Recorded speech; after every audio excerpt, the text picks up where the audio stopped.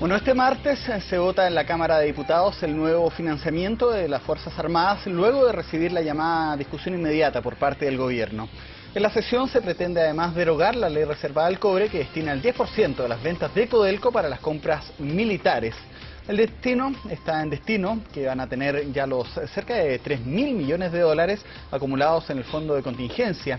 Estamos junto al diputado DC, Ricardo Rincón, miembro además de la Comisión de Defensa, quien pidió destinar estos fondos a educación y no al financiamiento de armas. Diputado, ¿cómo le va? Buenas noches. Buenas noches, Cristian. Esta información aparece durante este día lunes en la portada de La Tercera. Era algo que se sabía en varios medios, pero finalmente el gobierno da discusión inmediata a este proyecto.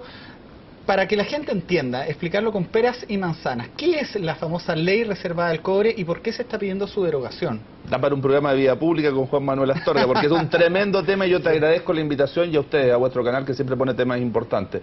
Mañana es clave, hoy día prácticamente, hoy día estamos de madrugada, así que... ¿qué es la ley reservada del cobre? Una ley reservada que ha funcionado como tal, es decir, solo los estamentos castrenses y el Ministerio de Defensa, obviamente con el Ministerio de Hacienda, para asignar recursos por tercio, en base al 10%, no de las utilidades, Cristian, de las ventas de cobre de nuestra minera estatal, de las ventas, 10% destinado exclusivamente a la defensa, en tercios, o sea, en forma automática, sin mayor racionalidad ni lógica, se divide por 3 y se asigna a cada una de las ramas, para gastar en defensa. A la Armada y a la Fuerza Aérea se entregan estos porcentajes de dinero de lo que se venda en cobre. De lo que se venda, no de las utilidades, lo que constituye obviamente una carga ya para Codelco bastante compleja financiera y contablemente de administrar, ¿no es cierto? Pero esto no viene desde el gobierno militar, viene del año 53. Ya no recuerdo exactamente el año, pero le garantizo, porque uno tiene que ser objetivo en todos los temas, pero con más aún en un tema tan complejo como este, mucho antes del gobierno militar, que lo habrá perfeccionado, todo lo que tú quieras, pero es anterior, muy anterior. Pero se dice que el gobierno de Pinochet lo dejó amarrado. Lo perfeccionó, que lleva 20 años. Yo me atrevería a decir, y te agradezco la pregunta, que de una u otra forma el Estado y la institucionalidad lo ha ido haciendo cada vez... más complejo en términos de su funcionamiento, más oscuro, y es el mérito de poder derogar esto. Pero ojo, que la nueva derogación establece también ciertas distorsiones como la antigua. Te doy un ejemplo. Los tercios para repartir, además, que hoy ya no vienen, y eso es lo bueno de la nueva ley, no obstante ello, se establece en piso. Antes la ley establecía piso, es decir, si el 10% de las ventas no era suficiente a un piso, que hoy día son más o menos 300 millones de dólares, Cristian, anuales, garantizados. La ley actual dice, si no lo cubre el 10%, porque sus ventas son malas, porque el precio del cobre bajó, porque está mal en los mercados internacionales el cobre, el Estado garantiza la diferencia. Hoy día eso no viene, pero sí vienen pisos para los gastos generales de las Fuerzas Armadas, que dice, se tendrá como piso la ley de presupuesto ejecutada del año 89, piso garantizado, mínimo. Y para los sistemas de armas, para la adquisición de sistemas de armas, el 70% del promedio de los gastados entre los años 2001 y 2010, ambas fechas inclusive, ojo, la década de mayor rendimiento de la ley reservada del cobre, la década de mayor rendimiento de Codelco Chile. Diputado, cuando hablamos de 3 tercios, ¿de cuánto dinero estamos hablando? Bueno, si usted comprende que el solo piso garantizado son hoy día, valor hoy día, porque empezó como en 150, 160 millones de dólares, pero con las correcciones estamos hablando hoy día de un piso garantizado 320, 325 millones de dólares. Pero el año antepasado Codelco aportó más de 1.000 millones de dólares, lo que significa en el piso 100 millones de dólares por rama. En buenos rendimientos con buenos años, más de 300 millones de dólares por rama. No significa que todo se gaste, porque obviamente tiene que haber algo de racionalidad y cordura en este Estado que en la última década ha gastado 8.000 millones de dólares en armamento en sistemas de armas, ojo, solo en sistemas de armas, no estamos hablando de otros gastos de la defensa. Diputado, pero... Entonces hoy día por eso hay acumulado, porque no se ha gastado todo. Muchas veces se dice también que las Fuerzas Armadas de Chile le han dado también estabilidad a la nación por ser fuerzas disuasivas. Y esto permite también la compra de armas, o sea, un ejército, una marina, una fuerza aérea bien armada es un país que tiene cómo defenderse. ¿Se pone en riesgo esto? No se pone en riesgo porque el nuevo sistema de financiamiento de la defensa garantiza, por eso su nombre, el financiamiento de la defensa, y la garantiza con pisos al estilo del antiguo sistema. ¿Ok? Ojo, ¿cuál es la libertad del Congreso si vamos a aprobar una ley que nos pone pisos y de manera tal que no podemos mover esos pisos? Así que eso no está en riesgo. Pero cuidado, cuando nosotros tuvimos esa guerra con Perú, Chile era 1.4 veces Perú. Año 1879. Exactamente. 1.4 veces Perú. ¿Sabe usted cuántos somos hoy día respecto de Perú militarmente, medido internacionalmente? 2.5 veces. ¿Por qué? Porque tenemos una política de disuasión con garrote. Un tremendo sistema para disuadir. Y nos sirve de mucho con todos los conflictos que tenemos en Frontera Norte. Por algo existen las fuerzas de Frontera Norte y por algo estamos en los conflictos en que estamos. Pasamos la teoría de las amenazas, que es una teoría doctrinariamente antigua, estamos en la teoría de los riesgos, que es otro concepto totalmente distinto. Son más los riesgos del entorno vecinal o los riesgos de los conflictos internos de los países que pueden gatillar, por ejemplo, reivindicaciones territoriales, precisamente para poder hacer carne sus programas políticos, que la propia amenaza de una invasión por otro país. Entonces estamos con una política muy antigua en materia de defensa, con armas del siglo pasado, aunque son modernas, pero con desafíos de este siglo, que es totalmente distinto. Siempre hay mucho secretismo en torno a lo militar.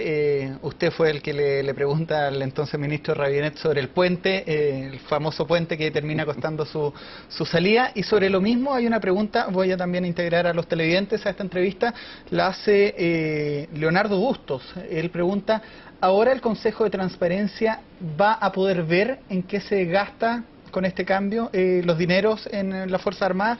¿Va a entrar el Consejo de Transparencia en...? Todo lo que dice relación, gracias por la pregunta. No, sí, hay varias. Todo lo que dice relación con defensa tiene una norma de excepción en la ley de transparencia.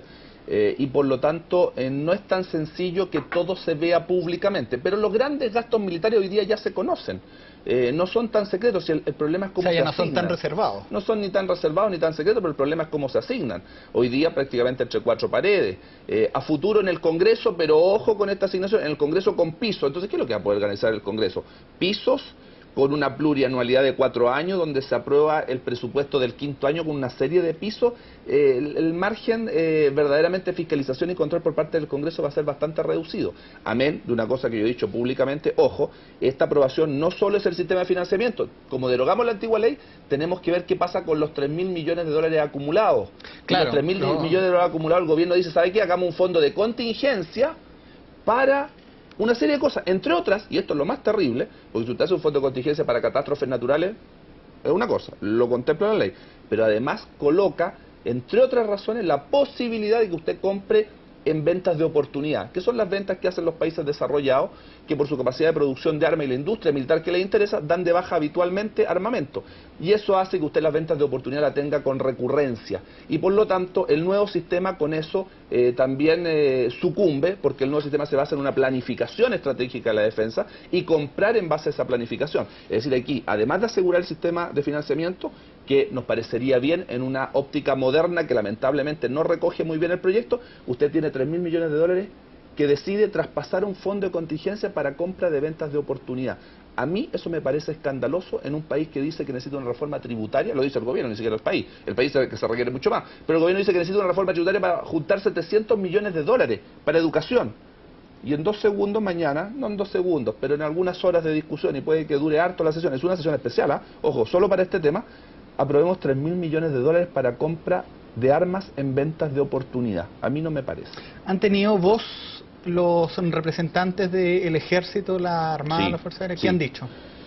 En general, ¿Cómo lo toman ellos? No, obviamente, a ver, la modernización de las Fuerzas Armadas en nuestro país ha sido bastante fuerte, a tal punto que ellos son los primeros en sostener que debe haber un mayor control por parte del Poder Civil y por tanto por parte del Legislativo, al estilo de lo que son las democracias modernas en materia de armamento.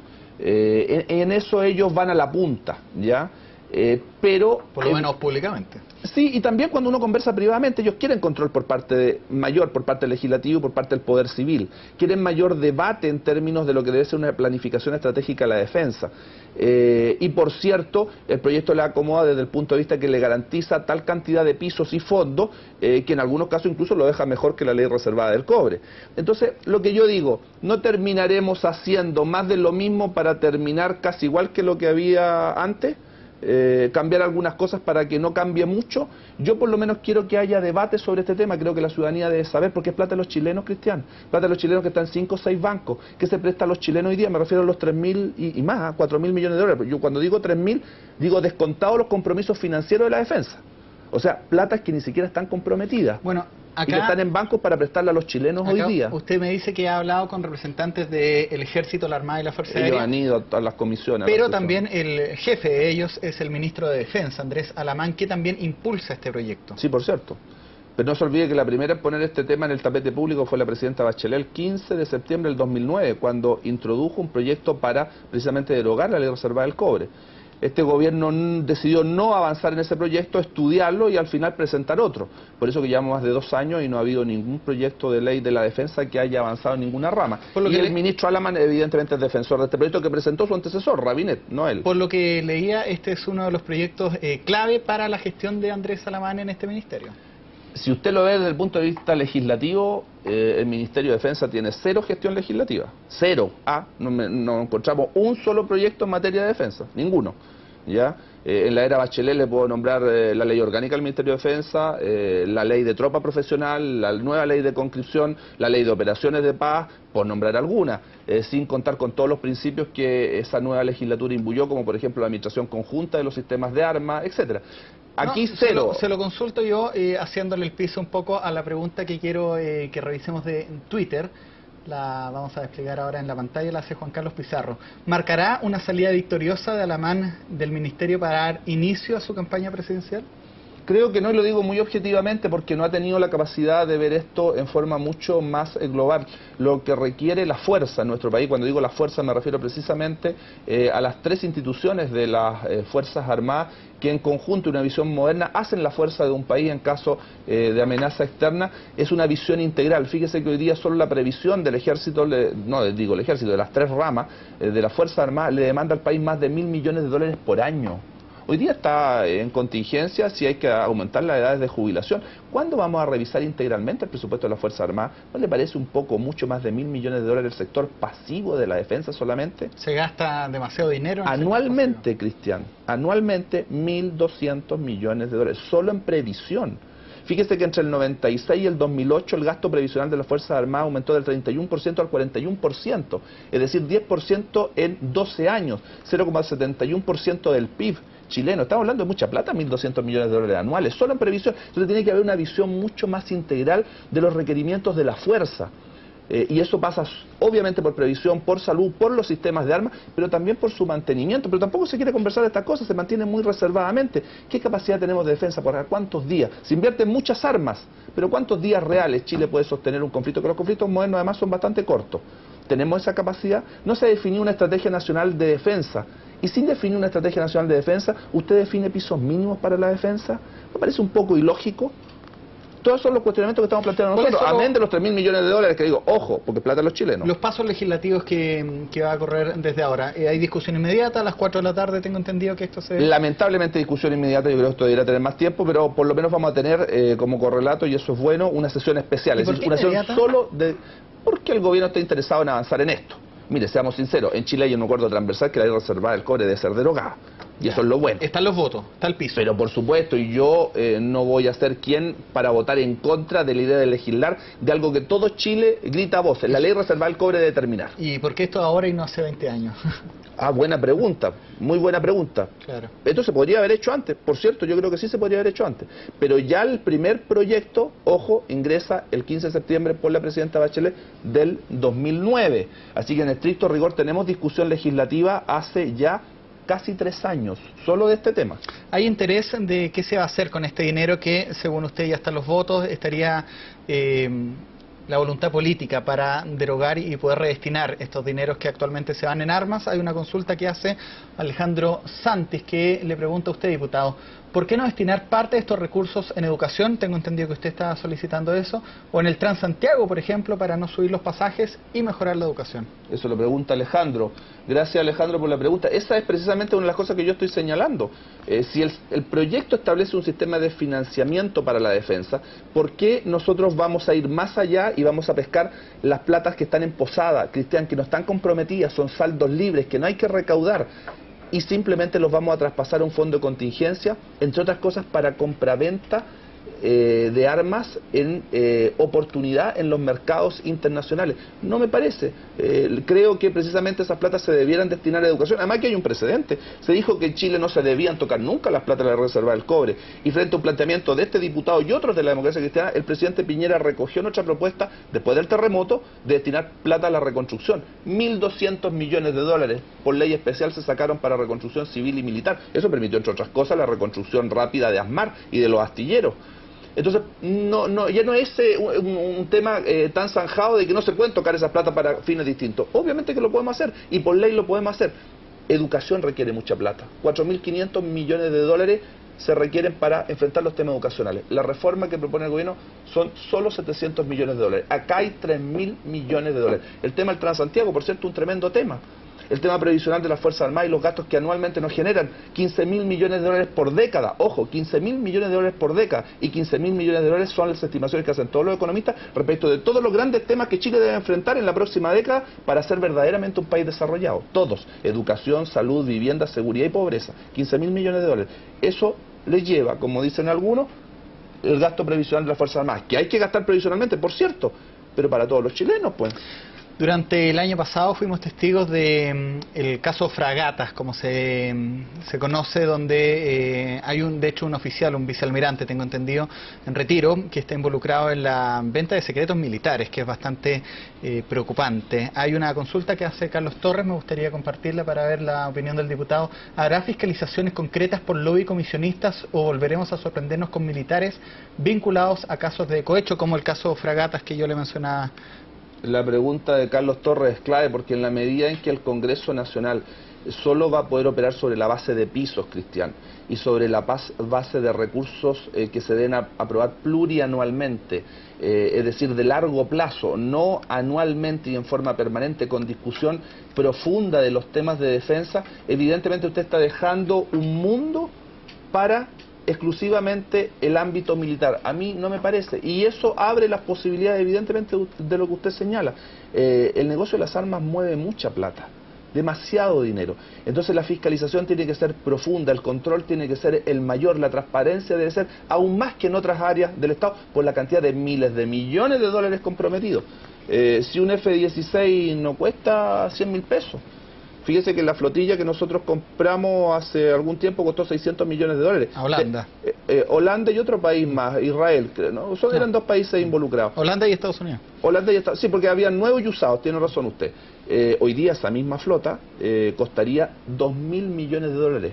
Porque el gasto de la defensa, y esto está dicho por expertos internacionales, economistas, gente dedicada a la defensa, es exponencial. Y eso significa que si nosotros mantenemos este sistema de compra, le doy otro ejemplo, los Scorpiones costaron 250 millones de dólares el 97. Estos franco-españoles. Sí, claro, oiga, pero si a los indios y a los brasileños hace 3 años, los mismos Scorpiones le costaron 600 millones de dólares la unidad. Sobre lo mismo... Vamos a la quiebra con eso, ojo, vamos directamente a la quiebra si seguimos gastando de esa forma. Sobre lo mismo... El precio del dólar es variable, hemos visto ahora que está en un buen piso, pero ¿qué pasa si va a la baja, por ejemplo? Si el precio del cobre, y que sería también el presupuesto que le estaríamos dando a nuestras Fuerzas Armadas cada cierto tiempo en estos presupuestos plurianuales. Eso es lo bueno, porque también tiene cosas positivas el proyecto, por eso le digo que la idea de legislar la vamos a aprobar, no se olvide que este es solo el primer trámite legislativo, claro. De ahí vamos al Senado y vamos a volver seguramente a la Cámara de Diputados. Disculpe, tiempo legislativo aproximado con su Llevamos más o menos un año en esto. ¿Qué otro? Yo creo que podría ser perfectamente otro. Si el gobierno mantiene el acelerador, sin embargo, creo que en 6-7 meses podemos terminar con esto. Pero espero que se haga una muy buena discusión, porque ustedes dan un punto clave. Mérito del proyecto, desvincula. Ya no más esto de las ventas del cobre, ya no más atarlo a cuánto produce el país en función del cobre, se desvincula totalmente y entra en régimen de la ley de presupuesto. Lo que pasa es que lo mete en un sistema plurianual, ya estableciendo que las compras en defensa deben proyectarse en el largo plazo. Eso es efectivo, pero muchas cosas en el área del Estado se proyectan en el largo plazo. Entonces también ahí hay una discusión sobre la constitucionalidad del proyecto. Algunos parlamentarios van a hacer, como mi colega Chile, reserva de constitucionalidad mañana en la sala sobre ese punto. Pero eso es un tema prácticamente jurídico. Pero por fin se desvincula de las ventas y por lo tanto de las fluctuaciones del precio del cobre. Eso es bueno. Sobre lo mismo, tengo entendido que hace esta pregunta Daniel Tichy, le digo que hay muchas consultas. ¿Cómo se le ocurre, diputado, ocupar ingresos no permanentes en gastos no permanentes? A lo mejor quiso decir en gastos permanentes, ¿no es cierto? Claro. Porque... claro, porque las Fuerzas Armadas gastan año a año. Exactamente. Entendámoslo así. Pero yo entiendo que me está haciendo a lo mejor la pregunta en función de los 3.000 millones de dólares acumulados. Los 3.000 millones de dólares acumulados usted tiene que hacer algo con ellos, ¿ya? Tiene la posibilidad de establecer este fondo de contingencia para compra de armas en venta de oportunidad u otras cosas, o tiene la oportunidad de decir, ¿sabe qué? Aquí está este fondo para crear un fondo de desarrollo educacional. Los fondos, cuando usted crea fondos, y Chile lo sabe muy bien porque tiene varios en el extranjero, generan intereses y por lo tanto se retroalimentan. De hecho, fíjese que ni siquiera los intereses de este fondo de contingencia van a pasar al Tesoro Público, van a ir nuevamente al fondo. Además, tampoco se establece este fondo como un fondo de garantía para, por ejemplo, contingencias de catástrofes, etcétera, que sería una interesante iniciativa. Pero estos fondos no son permanentes porque están emposados, ¿ya? Por cierto, los gastos educacionales son permanentes, pero usted, en la medida que hace un fondo, por ejemplo, para la educación, y en la medida que ese fondo va ganando intereses, y así ocurre con todos los fondos, también puede ir financiando gastos que son permanentes. O sea, se puede conjugar. Lo importante es que el país sepa de esta discusión, que el país sepa que en las próximas horas, incluso en los próximos días, yo creo que en 30 días la Cámara de Diputados va a debatir 3.000 millones de dólares para armas versus 700 millones de dólares para educación. No creo que sea positivo eso. Creo que las prioridades están en educación, porque ¿sabe qué? Esto no significa que no financiemos la defensa, porque el proyecto establece un sistema de financiamiento de la defensa. Eso es importante que usted lo garantice porque, bueno, me están preguntando, voy a ir con esa pregunta un poco más adelante sobre qué pasa con los dineros de los pensionados y de los mismos miembros de las Fuerzas Armadas, pero hay una pregunta de Twitter que la vamos a desplegar en pantalla para ver. Señor Rincón, esa es de los Montepiados. Mi madre es Montepiada de la Armada. ¿Cómo le explico que las 110 luquitas dice que recibe más su salud? Usted se las va a quitar. Tengo entendido que no tiene que ver con... No he dicho nada de eso. Por eso es bueno aclararlo. Los 3.000 millones de dólares son platas que están solo para compra de armas. Y que así como en la época del terremoto el presidente Piñera, propuesta de la democracia cristiana, estuvo dispuesto a sacar plata de ahí, Cristian, 1.200 millones de dólares. Y que algunos nos criticaron porque se dijo, esas platas no se deben ocupar para otra cosa que no sea para los sistemas de armas y para la defensa.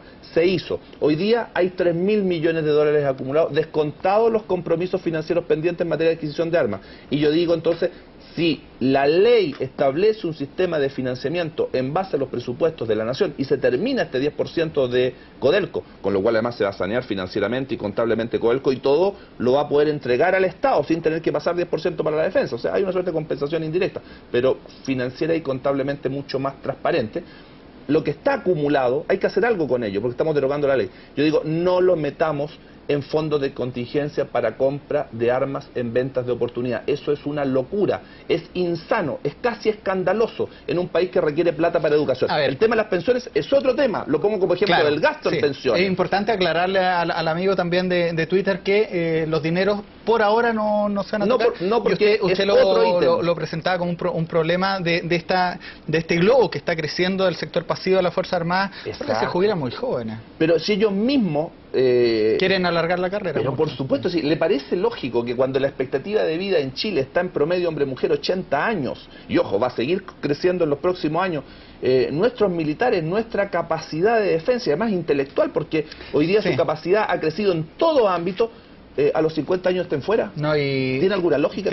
La otra vez leía un artículo hace un par de años de un vicealmirante que se retiraba y era una persona que había sido preparada en el extranjero y todo, y en su edad intelectual plena se iba a retiro. Pero si los 50 años hoy día es la etapa de mayor productividad de cualquier ser humano, con mayor razón en la fuerza, como le llamamos en la Comisión de Defensa, a quienes además tienen que estar preparados para la guerra, para situaciones límite. Y en esa época los vamos a jubilar y pensionar. Ellos mismos son partidarios de alargar la carrera militar para aprovechar sus propias capacidades y así tener un sector activo mucho más potente e ir disminuyendo paulatinamente el número del sector pasivo. Está demandando más de $1.000 millones por año. Hay un comentario que me gustaría escuchar, su comentario, lo hace Patricio González, bien técnico, hay muchos comentarios técnicos. Mire, el fondo se acumuló en 12 años, no son renovables año a año. En millones de dólares son 700, serán año a año, los 3.000 millones de dólares se van. Ah, claro, está comparando lo que estoy diciendo y es acertado lo que señala Patricio. El punto está que tenemos que decidir. Cuando hablamos de estos 700 millones de dólares por año para educación, además no es lo que requiere el país en educación, lo he dicho sumamente claro, porque esto lo dicen todos los economistas, incluso de derecha. Se requieren más de 4.000 millones de dólares para poder enfrentar el tema de educación. Con mayor razón digo, hay una brecha entre lo que se propone recaudar año a año y lo que se requiere para verdaderamente invertir en educación. Entonces, ¿qué digo yo? Acá hay otras platas que no hay que recaudar y que tenemos que saber qué hacer con ellas. Yo no soy partidario de un fondo de contingencia para compra de armas de oportunidad.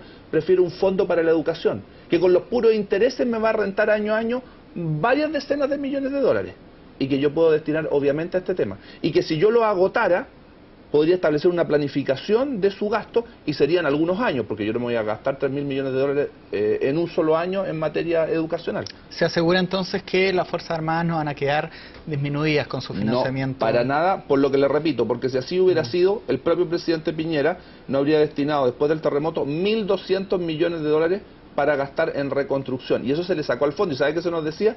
Que el fondo se iba a mermar. Y resulta que el fondo siguió creciendo. Le doy otro dato. Cuando empezó esta discusión respecto de los fondos de contingencia, y qué hacíamos con esta propuesta del gobierno que quería meter todas estas plata en fondo de contingencia, lo acumulado era bastante menos. Era de 1.850 millones de dólares.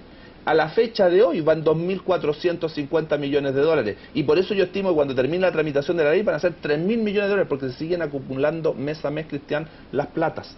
Y no tienen un destino, salvo que el Parlamento decida para compra de armas. Creo que ese no es el camino, porque la ley en sí tiene otro sistema para garantizar la compra de armamento, bueno, los sistemas de armas. Esperemos que sea cual sea el destino que ustedes le den, durante esta jornada comienza ya el primer trámite legislativo, queda mucho tiempo, queda mucha agua que va a correr, vamos a ver también las reacciones y las diferentes opiniones que hay en torno al tema. Según sus palabras, hay un acuerdo político de derogar esto.